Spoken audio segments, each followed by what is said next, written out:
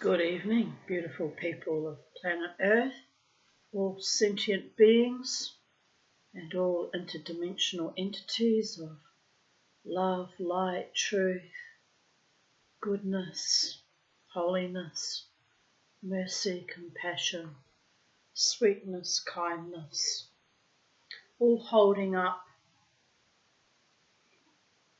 keeping order in the multiverse, all playing their unique role according to their own soul's design or divinity. Right, I've had a very productive day. I'm exhausted. I melted my little butterflies, so I had to go in and melt the gold down again and shape them again in the shop plate and file and saw them again. I've got 3 butterflies, 2 of which I want to put on my cuff, and I've realised I can't do it. I can't solder it. I don't know why it won't solder without me melting. It's driving me bats. So I've got this next mad idea is I'm going to try riveting them in, but I'll still have to solder a post to the back of the butterflies, which might melt them again. So it might not resolve my problem.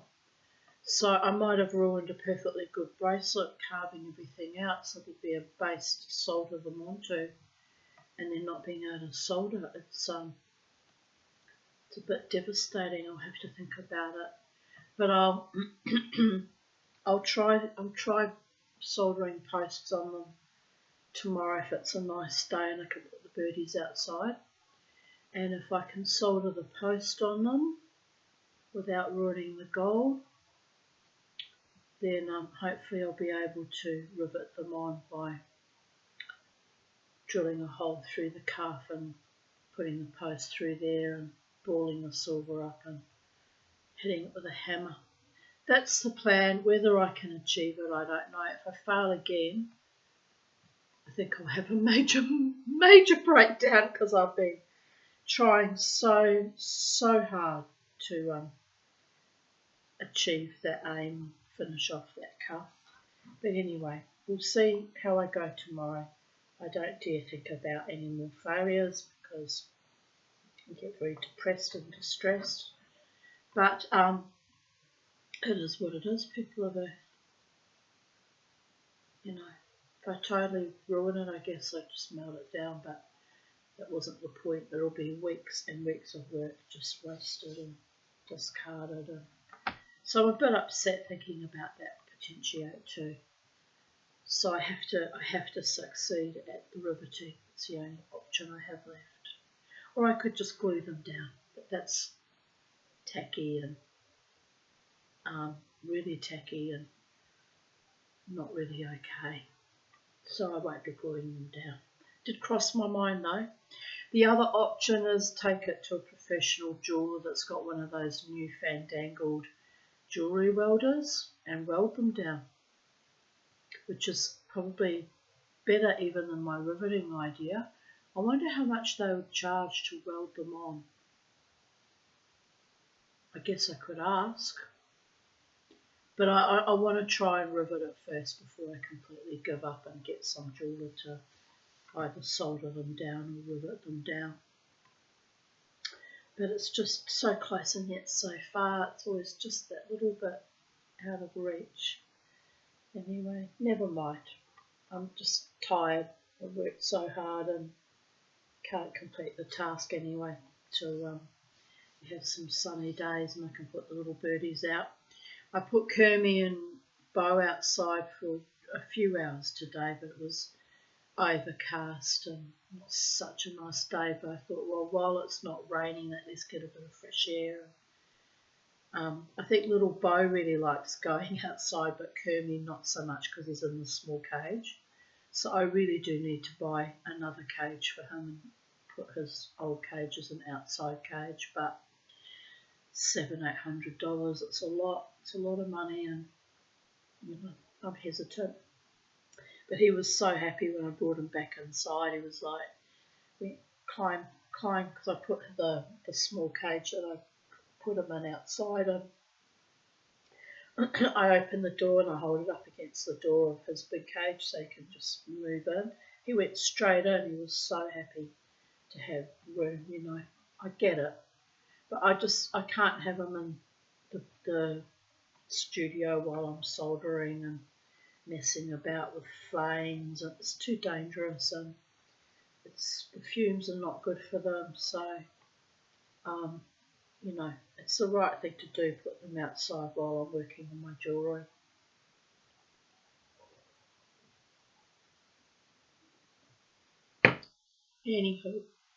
Anywho, people of Earth, things will happen when they're meant to happen and not before. It's as simple as that, isn't it? Yes, it is.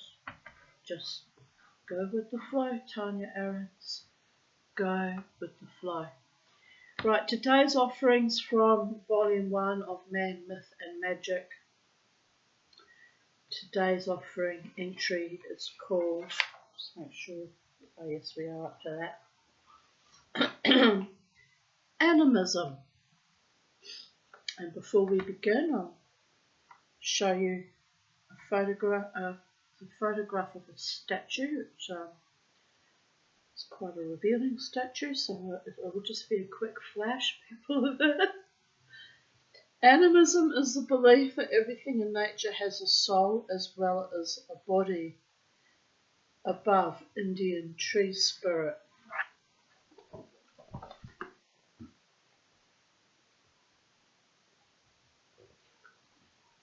And below, Sir Edward Tyler, who put forward the theory of animism to explain the origin of religion.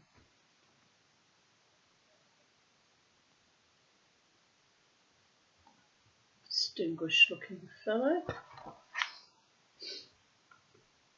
Right.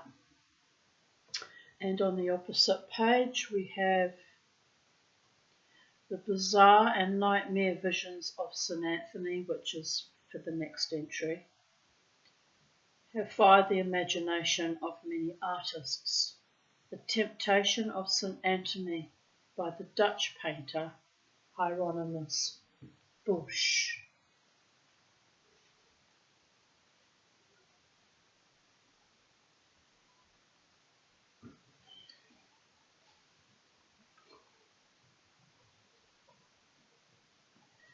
Right.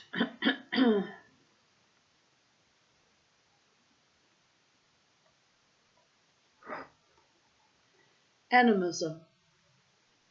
So I get itchy when I've been stressed and my hair gets very oily and I get itchy and the whole skin is crawling and just like But you know, I at least I remade the two butterflies. I was determined. I've been at it all day. By the gods. Anyway.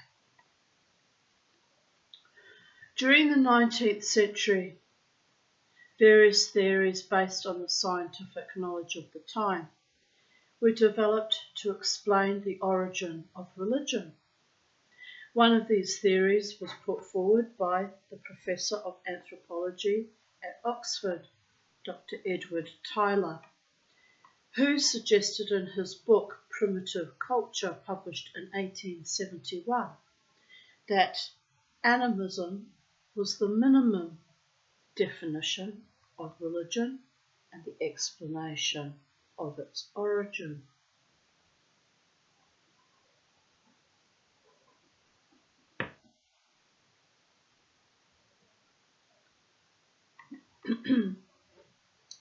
Tyler described animism as the doctrine of souls and other spiritual beings in general.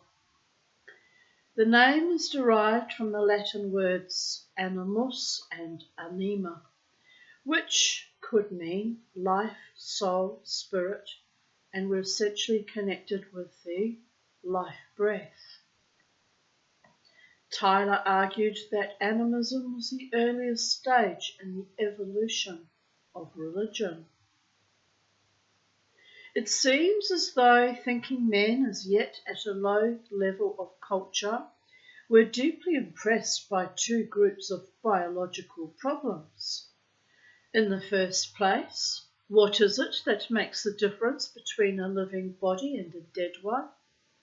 What causes waking, sleep, trance, disease, death?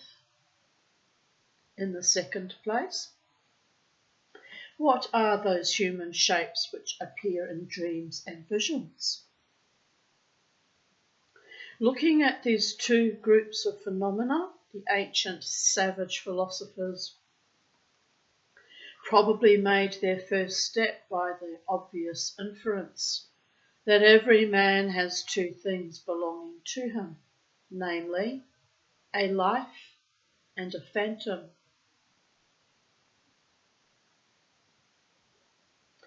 These two are evidently in close connection with the body, the life as enabling it to feel and think and act, the phantom as being its image or second self. Both also are perceived to be things separable from the body, the life as being able to go away and leave it insensible or dead, the phantom as appearing to people at a distance from it. It's talking about bilocation there, I think.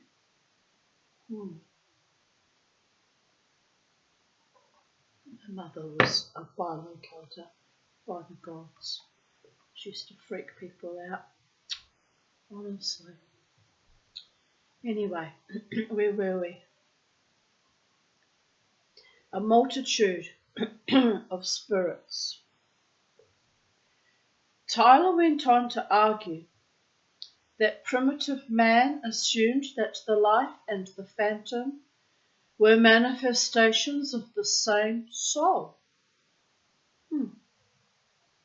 From this combination emerged the idea of the soul as an apparition or a ghost. In turn, this idea produced the conception of the personal soul or spirit. Tyler graphically described this anima or soul. It is a thin, unsubstantial human image, in its nature a sort of vapour, film, or shadow.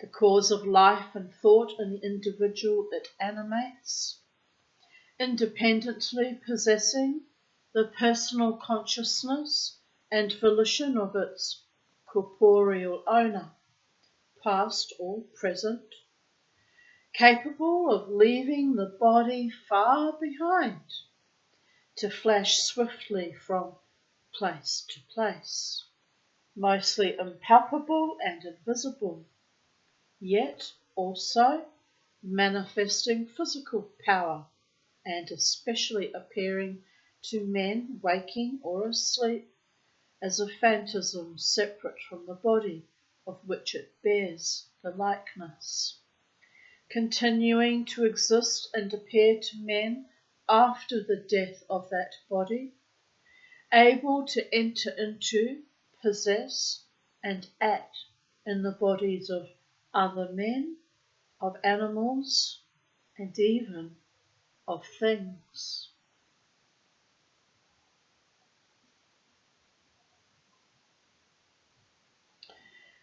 Having argued that primitive man, from his experience of dreams and other related phenomena, conceived of a soul as the conscious animating entity within its own body, Tyler made a further deduction. He argued that, from his conception of a personal soul, primitive man would have concluded that all natural phenomena such as trees, streams, clouds, sun, moon, and stars also possessed souls that animated them, giving them life and movement. This idea was vividly presented by Sir James Frazer, the famous disciple of Tyler and the author of one of the most influential studies of religion, The Golden Bough.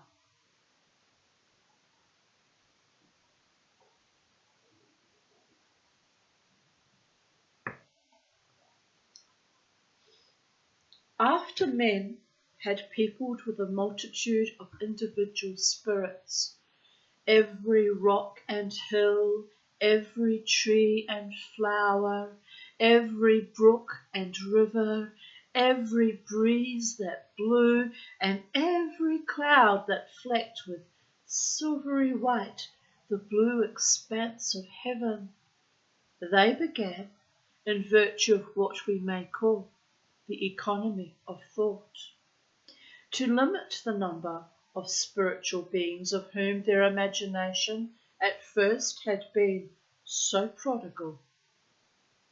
Instead of a separate spirit for every individual tree, they came to conceive of a god of the woods in general, a Sylvanus or whatnot. Instead of personifying all the winds as gods, each with his distinct character and features, they imagined a single god of the winds, an Aeolus, for example. To put it otherwise, the innumerable multitude of spirits and demons were generalized and reduced to a comparatively small number of deities. Animism was replaced by polytheism. It was believed that from this stage of the worship of many gods, polytheism, certain more enlightened peoples advanced to the idea of one solitary deity, monotheism, as among the Jews and Christians. The modern attitude. The theory of animism as an explanation of the original nature of religion did not go unchallenged. A later professor of anthropology at Oxford, R. Murrett, criticised Tyler's theory on the ground that it presupposed a consciousness of personality that was unlikely to have existed in the earliest stages of culture. Murrett pointed out that supernaturalism, the attitude of the mind dictated by awe of the mysterious, which provided religion with its raw material, could exist apart from animism and might be the basis on which animism was founded.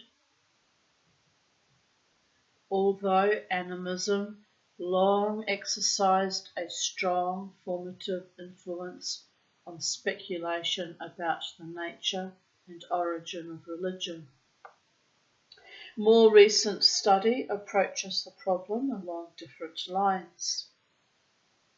The earliest written records of religion, the Egyptian pyramid texts, circa 2400 BC, or BCE according to your proclivities. Oh, Chav Shavuot Sameach, by the way.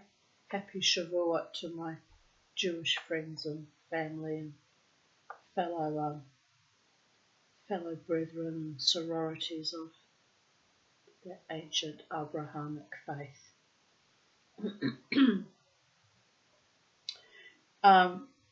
Reveal that in ancient Egypt there existed no idea of a clear-cut division between soul and body in human nature. On the contrary, someone's just stepped up behind me. Interesting. On the contrary, a human being was regarded as a compound of physical body and various psychic elements, of which the soul was only one. Similar, though less elaborate, conceptions were held by many other ancient peoples, including the Mesopotamians, Hebrews, and Homeric Greeks. Tyler's dualistic idea of the soul as the inner essential self, independent of the body, first emerged comparatively late in India, circa 700 BC or BCE, and Greece circa 600 BCE, before Common Era.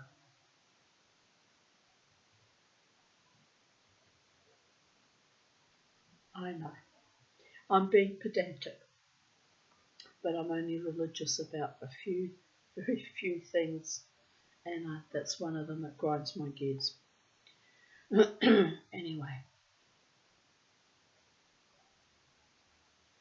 the origin of the idea of deity is also far more complicated than Tyler thought.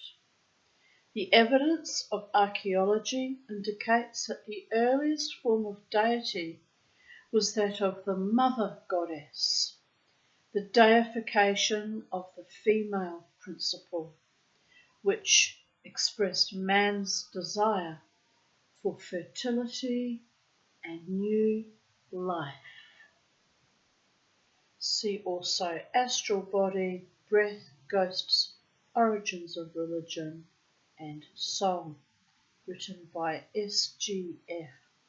Brandon.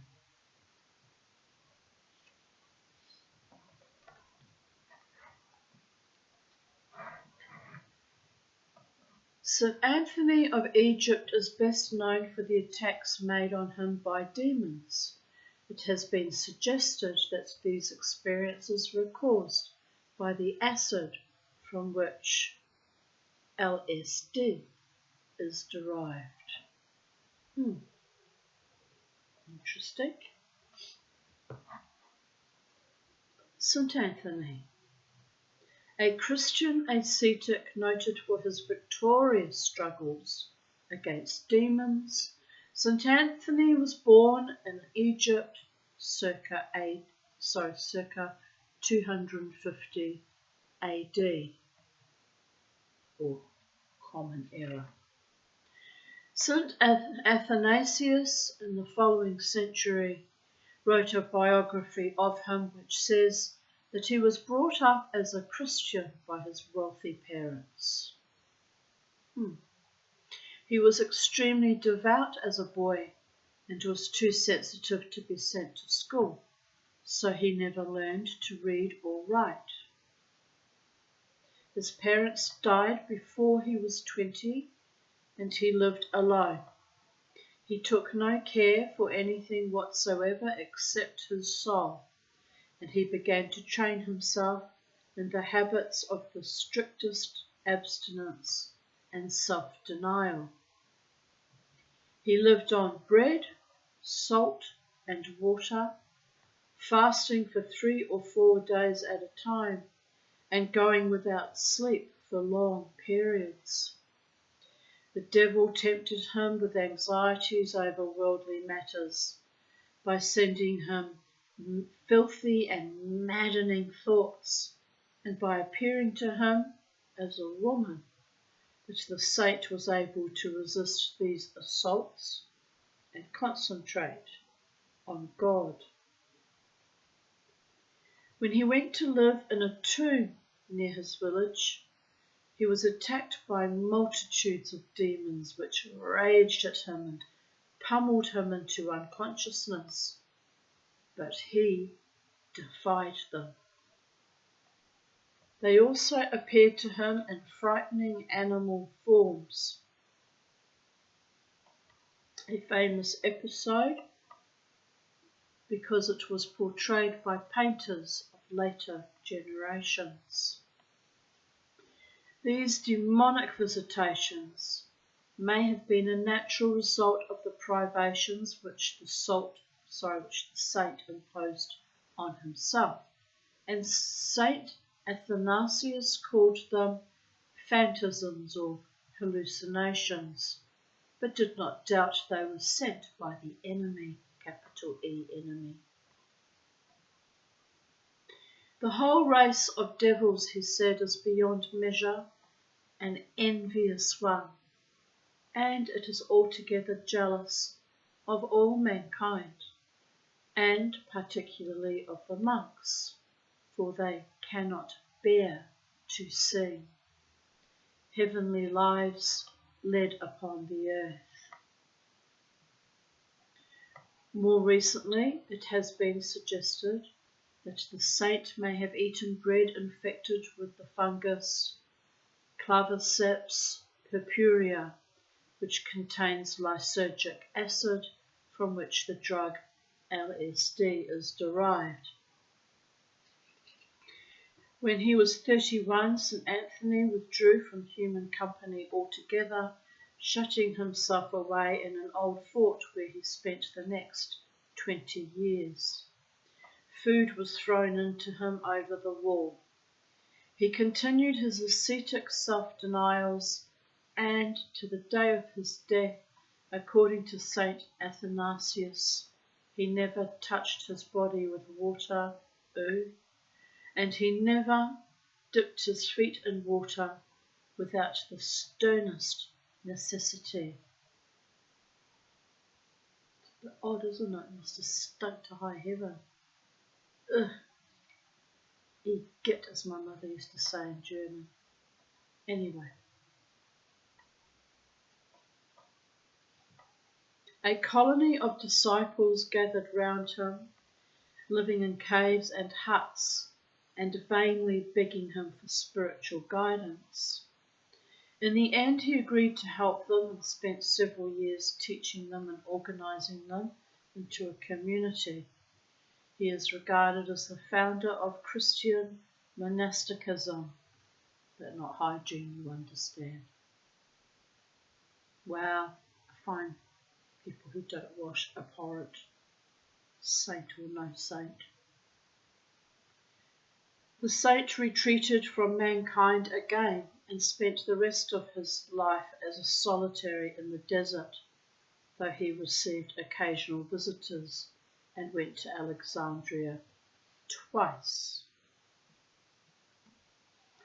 And there's a little insert blurb which I will read to you now, written by Saint Athanasius, the life of Saint Anthony. Saint Anthony and the Demons, from a biography of the saint, written in the 4th century AD. We'll let them have AD since they are actually Christians. I've decided to be a bit more yielding about that. Dear Goddess. Now it is very easy for the enemy, capital E, to create apparitions and appearances of such a character that they shall be deemed real and actual objects, and phantasms of this kind caused a phantom earthquake, and they rent asunder the 4 corners of the house, and entered therein in a body from all sides. One had the form of a lion, and another had the appearance of a wolf. Pardon me. And another was like unto a panther, and all the others were in the forms and similitudes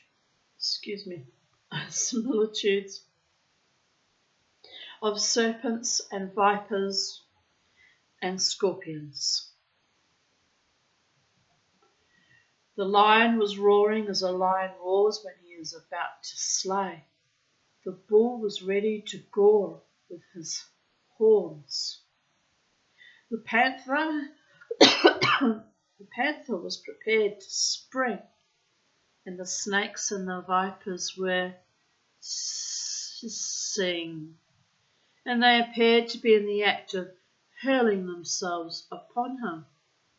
And the sounds which they made and the forms in which they showed themselves were terrible. Now the blessed man Antony was not disturbed by their commotion, and his mind remained wholly undisturbed. And as he was lying down, he laughed at these phantoms.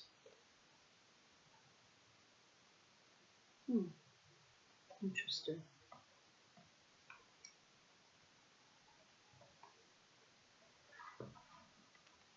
Antichrist.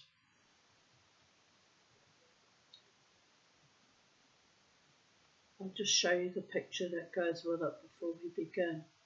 In this 15th century fresco by Signorelli, the Antichrist is shown working false miracles and deluding the people, but is overthrown by an angel in the sky.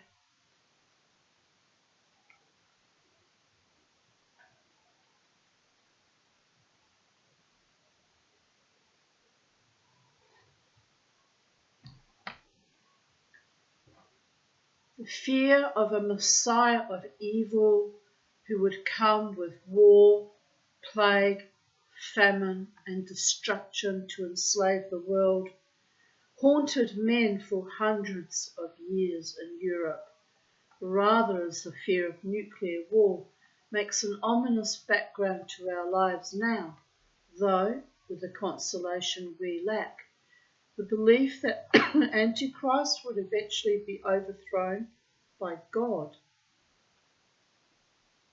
As Christ's opposite, Antichrist would claim to be God and would work miracles, raising the dead, walking on water, healing the sick, turning stones into bread, but his miracles would be shams. The Jews also expected the coming of the evil power, and it was said that he would be bald, with one eye bigger than the other, his left arm longer than his right, and deaf in his right ear, right being traditionally the side of good. I want to be a smart ass and ask which ear was it that Trump just got ever so tiny slightly nicked by a passing bullet. But that's mean of me, isn't it? Anyway. The early Christians adopted the Jewish belief in a coming titanic battle between God and an evil adversary. The first human model for the adversary was the Syrian king Antiochus IV Epiphanes, who captured Jerusalem in the 2nd century BC, before Common Era, and used the temple for the worship of pagan gods.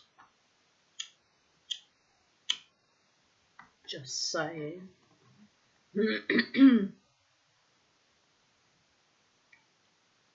In the New Testament, 2 Thessalonians chapter 2 predicts the coming of the man of lawlessness, the son of perdition, who will claim to be God. Revelation chapter 13 predicts the appearance of the great beast 666, supported by a second beast who was later identified as Antichrist.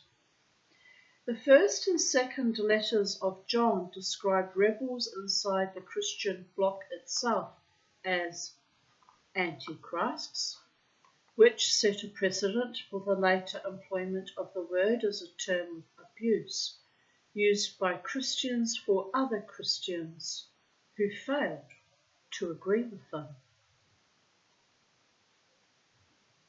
It's such a weird religion, in my opinion. I'm not telling you how to live your lives, people of earth, but I've had issues with that religion since I was a child. for obvious reasons that have been enumerated in the past. If you haven't worked it out, join the dots, people of Earth. Opponents of Popes Boniface VIII and John XXII labelled each of them as Antichrist, and many Protestants later regarded all popes as Antichrist, an idea which lingers on among a few extreme Protestants. In this century, the Kaiser and Hitler were both described as Antichrist. See also Great Beast. The next entry is anti-Semitism. Hostility to Jews based partly on Jewish religious exclusiveness and partly on beliefs about supposed Jewish racial characteristics, common in Europe since the establishment of Christianity, and one of the ugliest principles of the Nazi program in Germany. See race myths.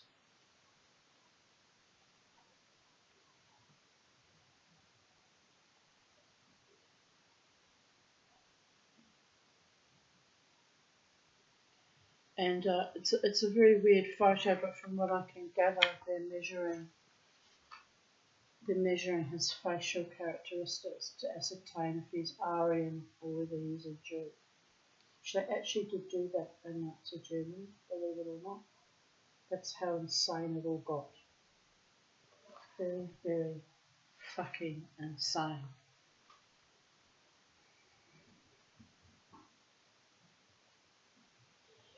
Anubis, Egyptian god of the dead, lord of the mummy wrappings and inventor of embalming, who led the dead to the place of judgment after death and supervised the weighing of the heart, shown as a black jackal or a dog, both of which roamed the cemeteries in the Egyptian desert.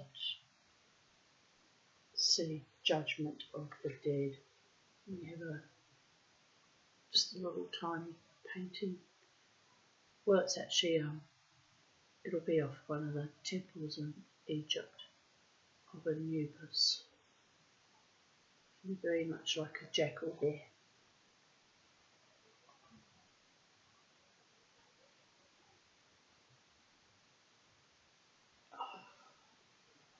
The next entry is Aphrodite.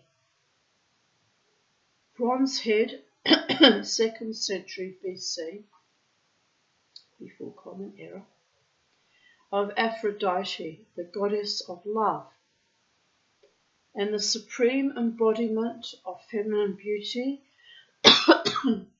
originally a Cypriot mother goddess. She came out of the sea at Cyprus in a clamshell.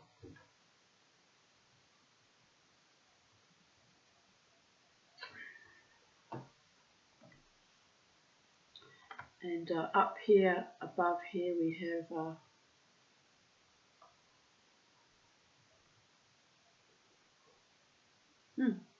interesting, kind of a family tree of Aphrodite.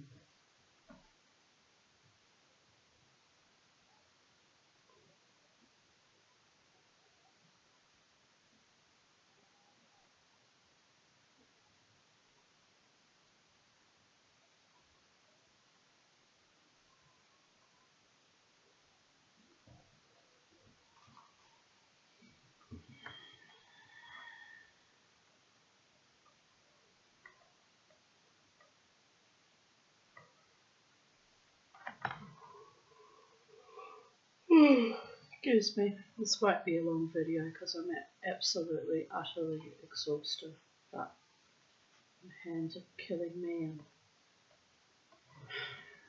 well, I keep striving to make that cuff. And to what end, people of Earth?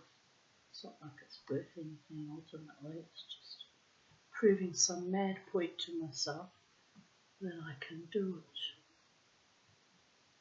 So then it's very valuable indeed. It's a testament of my fortitude and my strength and my resilience and my determination and my creativity and my pursuing my goal and my completing missions.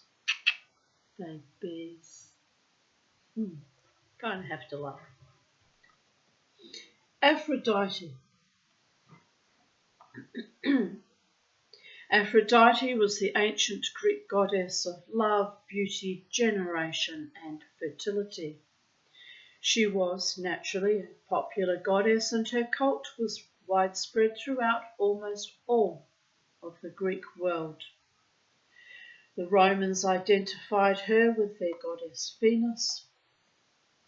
She had various sanctuaries at Corinth and on the island of Cythera at Paphos, and Amathus in Cyprus, and at Eryx in the west of Sicily. She figures prominently in Greek mythology, beginning with the Iliad and Odyssey of Homer, 8th century BC.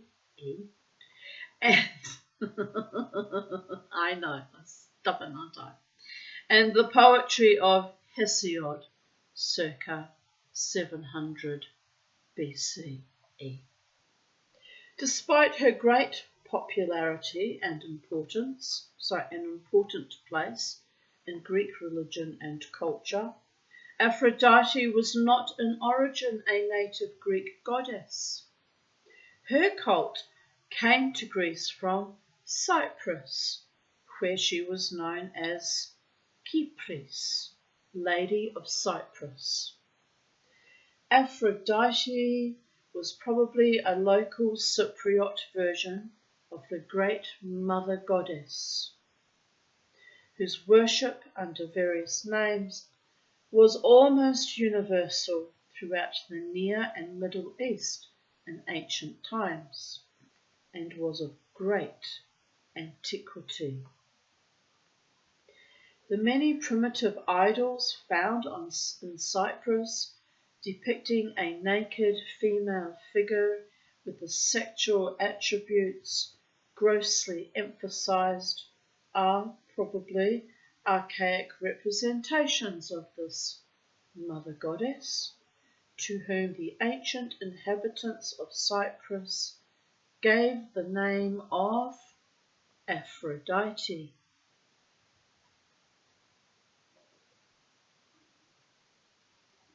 The foam born. There has been much learned but inconclusive discussion about the original meaning of the goddess's name. The Greeks from the time of Hesiod tried to explain it as deriving from the word aphros, foam, in the sense that Aphrodite was foam-born. Hesiod in his Theogony accounts for this foam birth in a strange way. Describing the origin of the universe, he tells how Earth gave birth to various beings through cohabiting with Uranus, the personification of heaven. All the naughty schoolboys in the back row of the virtual reality classroom giggling can just stop that right now. Mama Tia has spoken.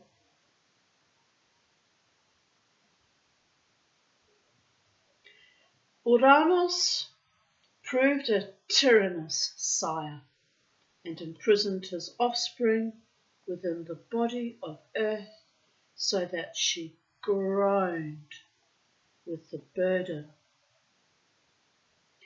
Release came finally when Kronos, one of the sons of Earth, with the connivance of his mother, castrated his father. Kronos threw the severed genitals into the sea, and a white foam gathered around them from which a maiden emerged. According to Hesiod, first she drew near to holy Cythera, and from there afterwards she came to sea-girt Cyprus, and came forth an awful and lovely goddess, and grass grew up about her beneath her shapely feet. This idyllic scene has been immortalised by the Renaissance artist Botticelli in his painting The Birth of Venus. Would you like to see it? I've got a plate that was my mother's by Limoges, darlings, and it's the painting of Venus. I'll go and get it. Oh, that was my bones creaking by the gods.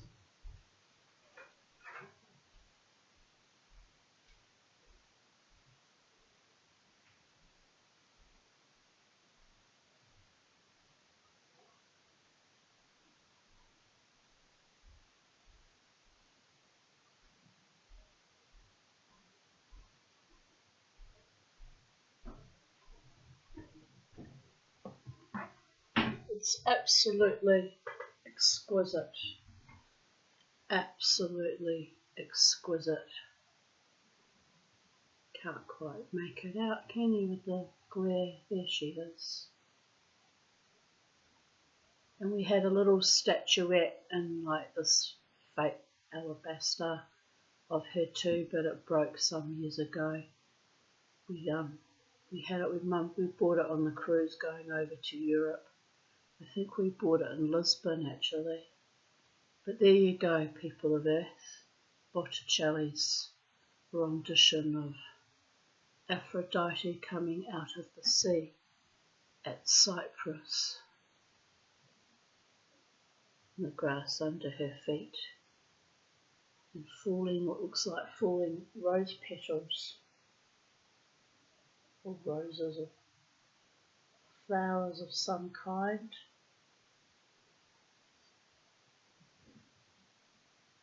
And whoever this feminine energy is, can't quite make her out. And this one blowing what looks like wind.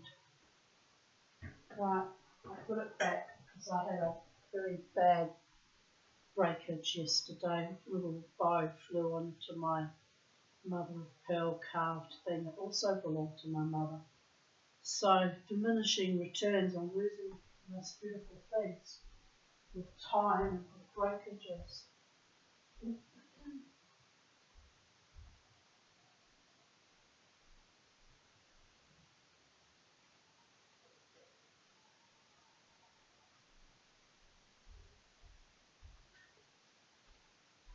Right.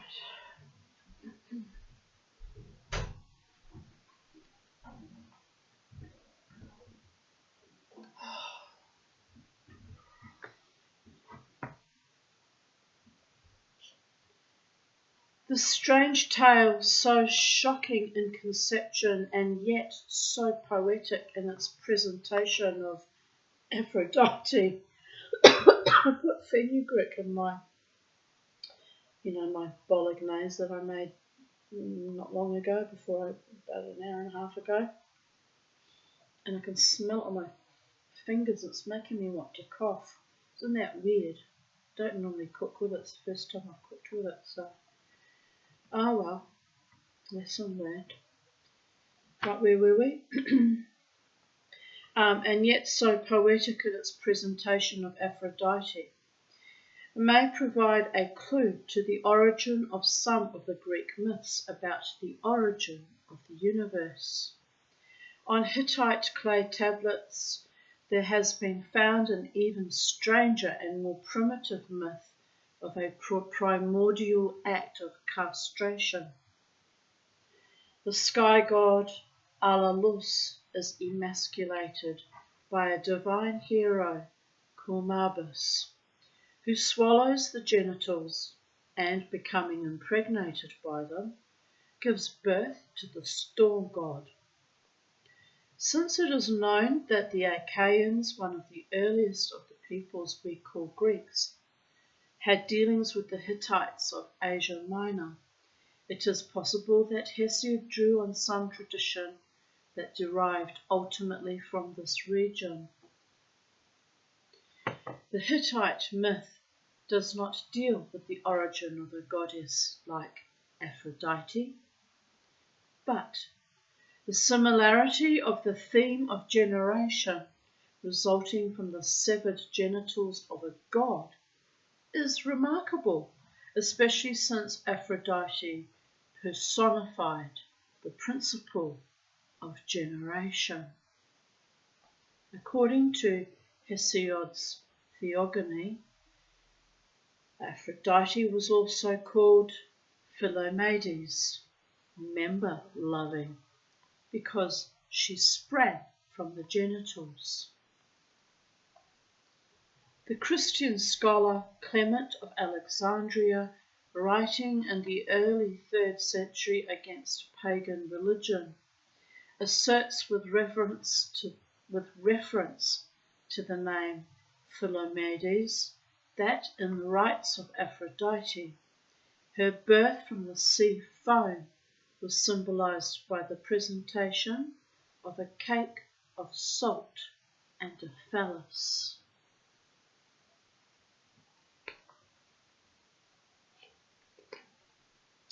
Desire as a universal force. Oh yeah, babies. In his account of the origin of things, Hesiod still further emphasizes the fundamental sexual significance of Aphrodite by associating her with Eros. And with her went Eros and comely Himeros, desire, followed her at her birth. The Eros of Hesiod is not the young god of love or the mischievous Cupid of later mythology. He is a powerful creative force, described by Hesiod as one who unnerves the limbs and overcomes the mind and wise counsels of all gods and all men. I want what he's having. I'm joking about that. I can't handle it. I can't handle it when there's too much heat in the kitchen, babies. Anyway, I probably could if it was the right man and he was available and genuine, but alas and alack, no. Anyway, you have to laugh. It is evident that Hesiod regarded the traditional gods as deifications of basic universal forces. Seeing the creation of the universe in sexual terms as the product of the intercourse of various pairs of cosmic beings, he felt the need for some factor that would unite and make fruitful the unions of the various pairs. In Eros, he saw such a factor that he probably also drew on a primitive folk tradition where this view already existed. For the Athenian dramatist Aeschylus in the 5th century BCE gives eloquent expression to the idea in some lines that have survived from his lost play of the Danaids. Love moves the pure heaven to wed the earth, and love, Eros, takes hold on earth to join in marriage. And in the rain dropping from the husband, heaven impregnates earth, and she brings forth for men pasture for flocks and corn, the life of man. So it's all interdependent and works together in synergy, people of Earth. Or it should, if it's done right. Just saying. It would seem that the ancient Greeks had already made a god of sexual potency, an agent in the creation of the universe under the name of Eros, long before Aphrodite entered their religion. Mindful of this, Hesiod evidently seeks to account for the later appearance of Aphrodite as the goddess of sexual love by using the strange and probably foreign myth of the castration of a primordial deity. By so doing, he also manages to explain her non-Greek name of Aphrodite and to associate her with Eros, the older deification of the mysterious force that prompted the union of the sexes for the purpose of procreation. See also Eros. Detail from Botticelli's Birth of Venus, the goddess riding on a shell, an emblem of a woman over the sea from whose foam she was born.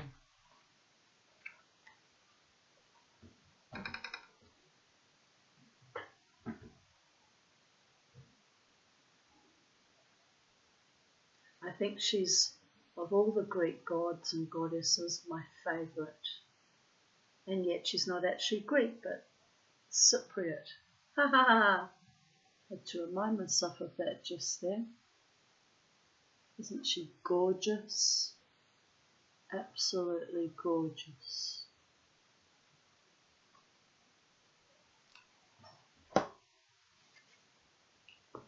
Love and war.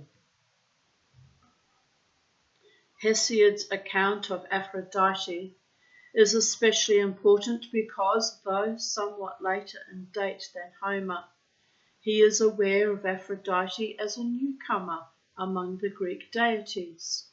In the Iliad and Odyssey, she has already been included in the company of the Olympian gods. Homer makes her the daughter of the supreme god Zeus and Dione, an obscure goddess. However, two small facts may preserve some tradition of Aphrodite's Eastern origin. In Homer, she is the wife of Hephaestus, the lame fire god and divine craftsman, who was certainly of Oriental origin. And her love affair with the war god Ares recalls the fact that some Eastern goddesses, including Ishtar of Mesopotamia and Anat Astarte of Canaan and Phoenicia, combined the roles of goddess of fertility and goddess of war. For obvious reasons, people of Earth. Battle of the sexes, even in ancient times. Always someone trying to dominate the other or utterly ruin the divine feminine, which makes the divine feminine arc up ever so slightly. If pushed too far, you understand? Not wise.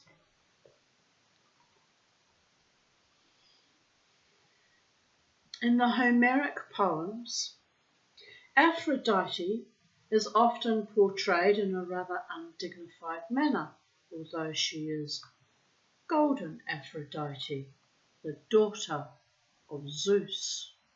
Zeus was the king of all the Greek gods.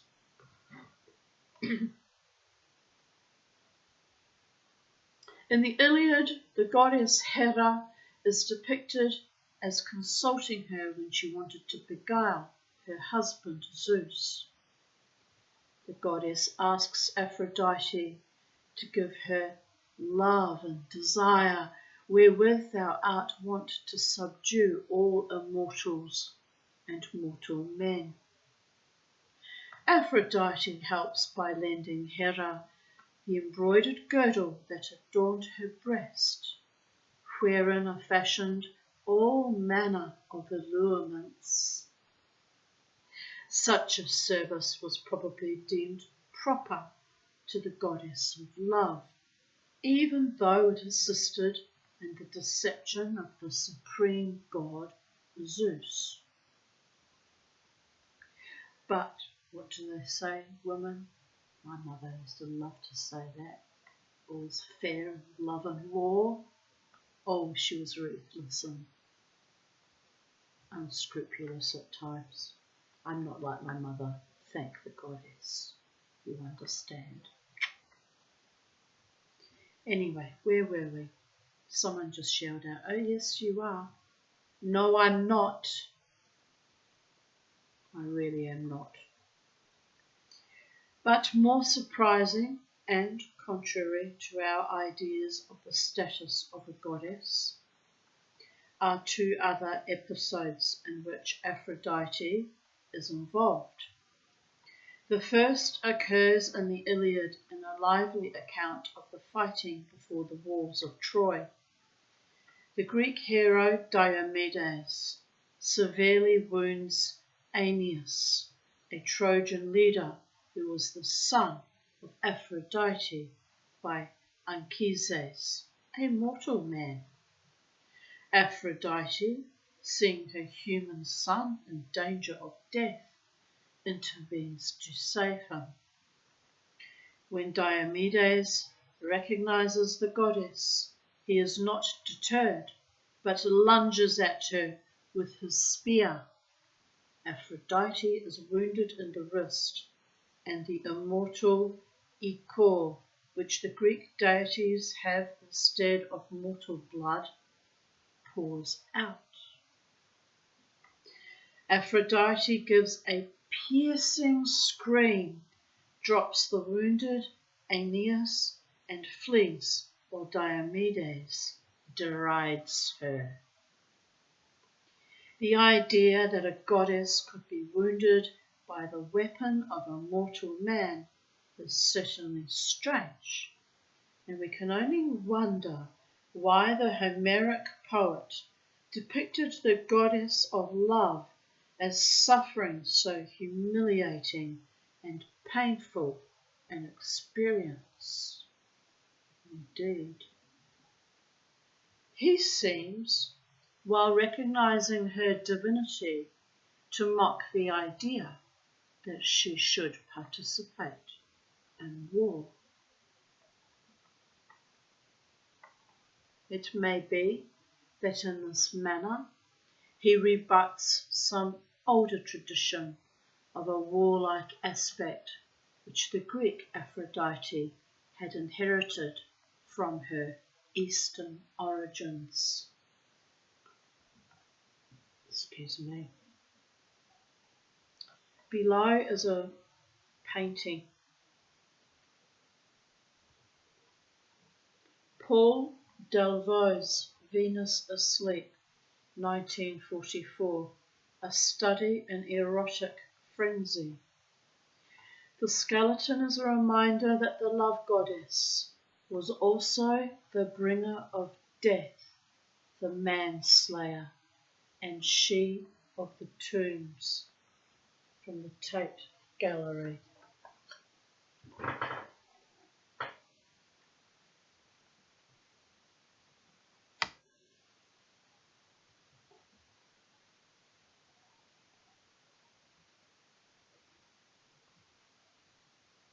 Trying to work out what's in the background when people are there.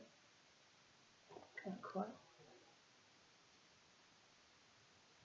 A woman dancing naked, another woman down on her knees. There's another woman pulling herself up by the pillar in the background there. Interesting.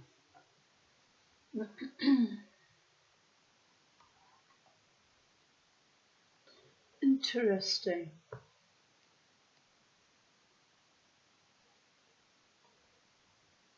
Oh, there's 3 women dancing. Well, one's down on the ground and one's covered by a veil. Three women there. Well, the other one's covered in some kind of veil here. In some kind of ecstatic type dance. Bears. Right. Aphrodite Beautiful, written by Tennyson in his poem Oenone. Idalian Aphrodite beautiful, fresh as the foam, new bathed in Paphian wells, with rosy slender fingers backward drew from her warm brows and bosom her deep hair, ambrosial, golden round her lucid throat and shoulder. From the violets her light foot shone rosy white, and o'er her rounded form, between the shadows of the vine bunches, floated the golden sunlights as she moved.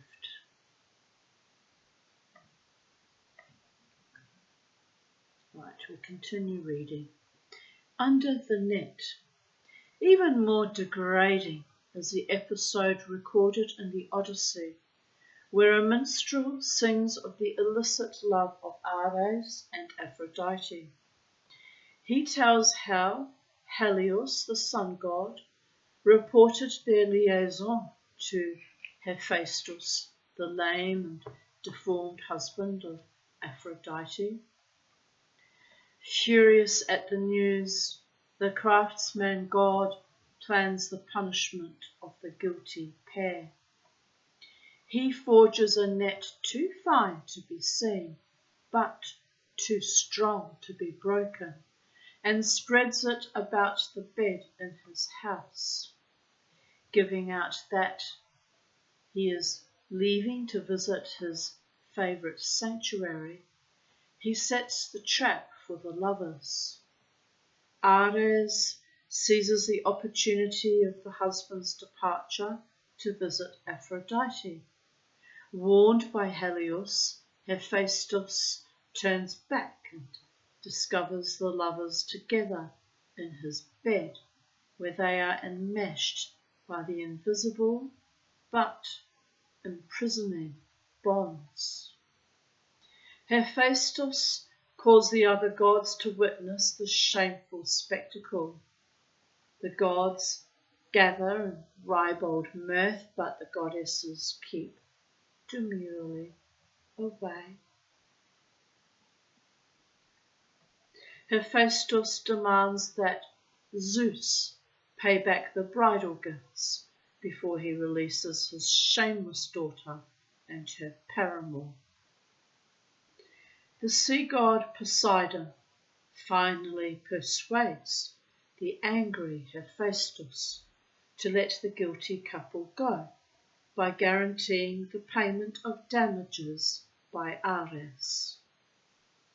The extraordinary episode ends by describing the laughter-loving Aphrodite's retreat to Paphos in Cyprus, where is heard demesne and fragrant altar. There the Graces anointed her with immortal oil and clothed her in a lovely raiment, a wonder to behold.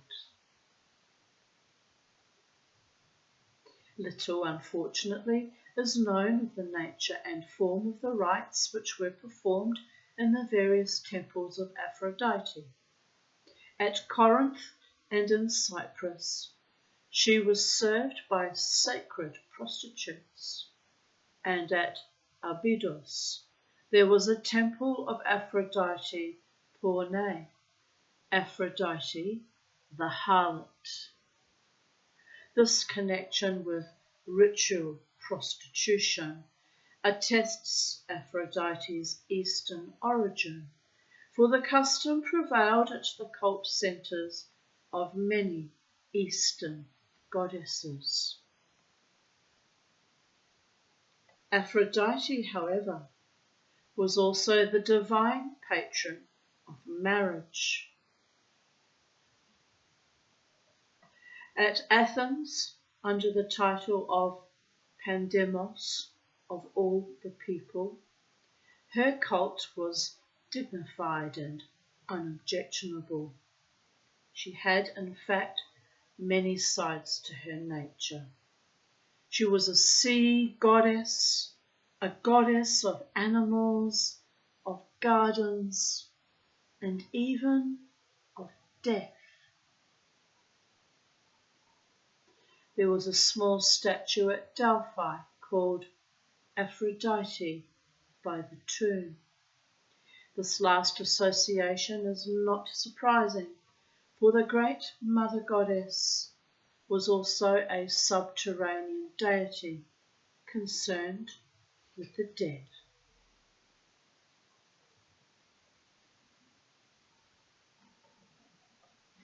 In mythology, Aphrodite was also associated with the three graces or charities, personifications of charm, grace, and beauty, and with the hours or ray, goddesses of the seasons. Various animals were connected with her, including doves, sparrows, swans, dolphins, and mussels.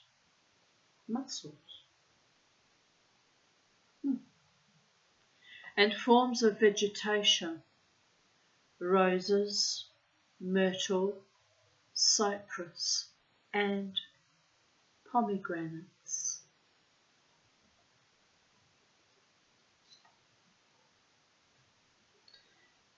Anemones for Adonis. Aphrodite's connection with Adonis, well known through Shakespeare's poem Venus and Adonis, reveals most clearly her original association with the great goddess of the ancient Near East.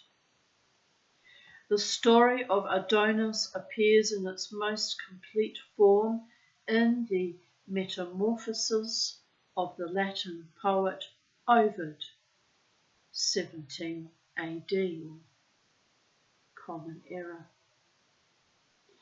Adonis is the incestuous offspring of Cinyras, king of Cyprus, and his daughter Myrrha, who, in consequence of her sin, is transformed into a myrrh tree. The myrrh exuded from the bark is explained as the tears of Myrrha. This metamorphosis of his mother occurs before Adonis is born, and his subsequent birth from the myrrh tree is significant of his origin as a vegetation god. Before we continue, Aphrodite is here seen in frivolous mood, gambling with the god Pan, the amorous goat god, whose task it was to make the flocks fertile. 4th century BCE.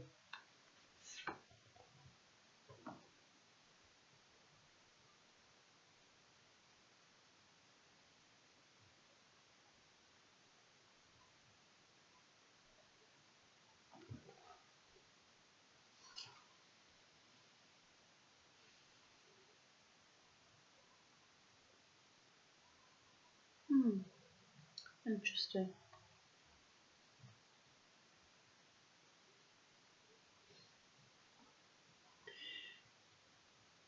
Grown to a beautiful youth, Adonis attracts the attention of Aphrodite, who falls passionately in love with him.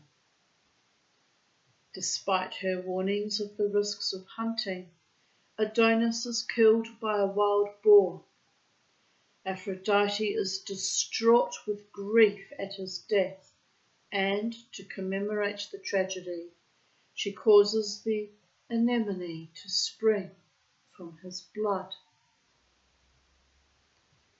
An alternative Greek tradition, a Greek version of the Adonis myth, is that when Adonis is born of the myrrh tree, Aphrodite, admiring his beauty, hides him in a chest and entrusts him to Persephone, the queen of the underworld. Persephone also falls in love with him and refuses to give him back, and Zeus has to decide between the two goddesses. He ordains that Adonis should stay for 1/3 of the year with him, 1/3 with Aphrodite, and the remaining third with Persephone. The origin of Adonis is revealed by his name, which comes from the Semitic title Adonai, meaning my Lord. The title signified a vegetation deity whose annual death and resurrection commemorated the life cycle of the corn. His death was lamented by a fertility goddess, he being her son or young lover. The relationship occurs in the cults of Anat and Astarte, goddesses of Canaan and Phoenicia, and finds its earliest expression in the relations of the Mesopotamian goddess Ishtar with Tammuz, the god of vegetation.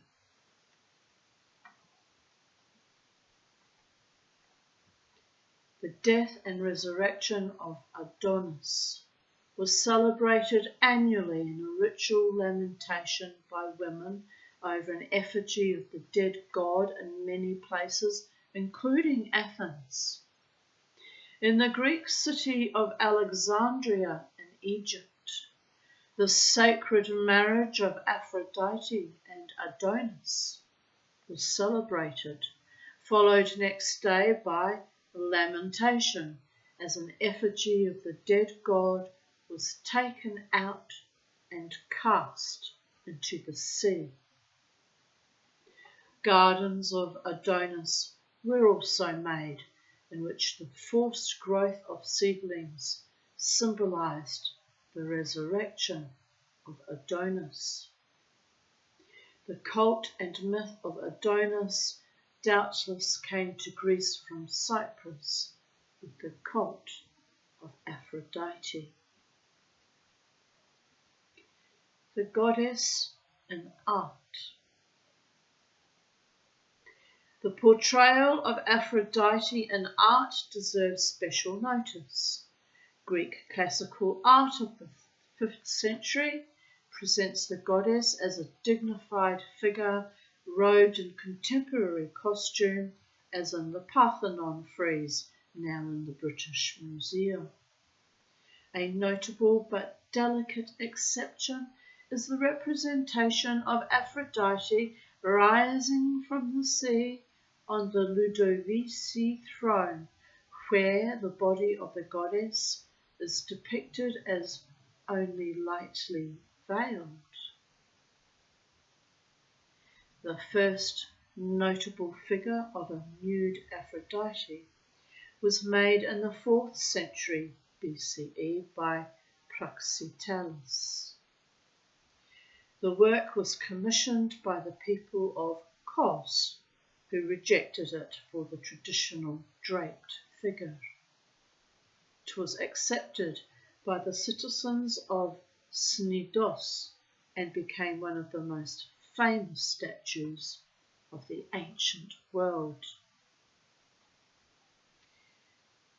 The goddess was shown laying aside her robe, preparing for a bath. The original statue is known only through later Roman copies. The Cnidian Aphrodite inspired many later Hellenistic and Roman statues, of which the Venus de Milo, now in the Louvre at Paris, is the most celebrated. S.G.F. Brandon. Further reading: H.J. Rose, A Handbook of Greek Mythology. J. Harrison, Prolegomena to the Study of Greek Religion. E.O. James, The Cult of the Mother Goddess. S.G.F. Brandon, Creation Legends of the Ancient Near East. H. Licht, Sexual Life in Ancient Greece. And For the Goddess in Art, K. Clark, The Nude. I'm no longer bothering to read the publishers, you understand. And probably some of these books might be hard to obtain now. So I've published most of them in the 50s and 60s. They're probably available still in libraries if you went and requested them. Right, there are two small entries at the bottom of this page which I will read, and then I think we'll call it an evening. Beautiful people of planet Earth. My eyes are literally square in my head from exhaustion. So it is what it is. Apis, sacred bull of Memphis in Egypt, connected with the gods Ptah and Osiris, who later became the Greco-Egyptian deity Serapis, a god of the underworld. Serapis appears on Roman imperial coins, and the famous Library of Alexandria was attached to his temple there. See Animals and Bull. We've already read about him in the chapter on the entry on animals. There he is, Apis. Which, if I remember correctly, is also a homeopathic remedy that idiot Davidson gave me once. Derived from bees or something, I can't remember. Anyway. Apocalypse. Alternative name for the last book of the Bible, the Revelation of St. John, in a broader sense. Apocalyptic writings describe an approaching and usually catastrophic end of the world, involving a conflict between good and evil, in which God intervenes to secure the victory of the good. Besides Revelation, the books of Daniel and Enoch are examples. See Daniel, End of the World, Revelation. And there's a tiny little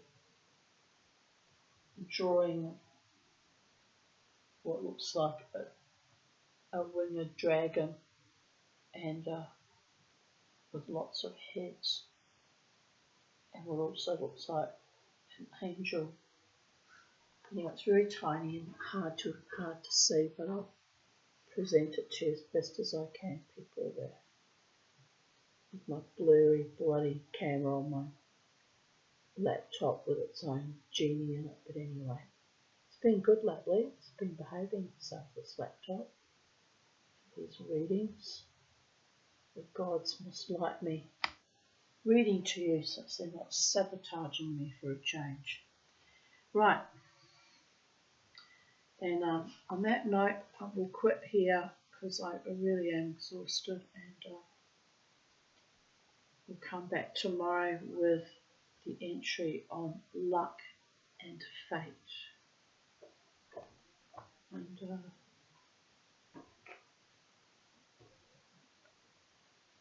We're about 2/3 through this book, so I wonder what I shall read to you next when I complete this this little mission.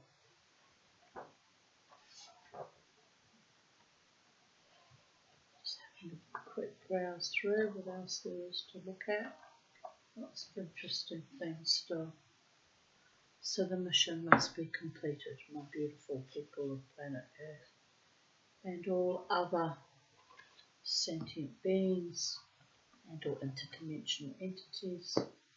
I bid you good evening and good night from Titania's realm, sacred space.